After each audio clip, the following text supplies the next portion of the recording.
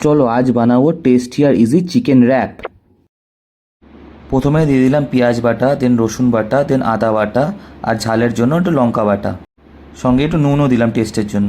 এবার মেখে নেব। মা, লেবুটা কই?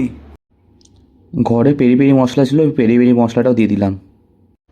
এবার লেবু, সয়া সস আর দই দিয়ে চিকেনটাকে ভালো করে ম্যারিনেট করব। জিরে পাউডার আর ধনে পাউডার অ্যাড করে দিলাম। কিছুক্ষণ চিকেনগুলোকে ম্যারিনেট করে রেখে দিলাম। তারপর হালকা আছে সর্ষের তেলে চিকেনগুলোকে ফ্রাই করে নেব। হালকা কালারের জন্য কাশ্মীরি লঙ্কা অ্যাড করেছিলাম। দইটাকে হালকা ফিটিয়ে নেব। এবার দেবো টমেটো সস আর সয়া সস। আবার পেরি পেরি মশলাটাও দিয়ে দিলাম। আর লাস্টে হালকা চাট মশলা। চিকেন ফ্রাই হয়ে গেছে আমার। এবার রুটির মধ্যে দিয়ে দিলাম লেটুস পাতা আর চিকেনগুলোকে এক এক করে সাজিয়ে তারপরে দিয়ে দিলাম শসা, পেঁয়াজ। এবার দিয়ে দিলাম বানিয়ে রাখা সসটা। তারপর ওপর দিয়ে দিয়ে দিয়েছিলাম চিলি অয়েল। চিলি অয়েলটা খেতে না দুর্দান্ত। এরপর লাস্টে একটু ওরেগানো আর হালকা চিজ দিয়ে দিয়েছিলাম।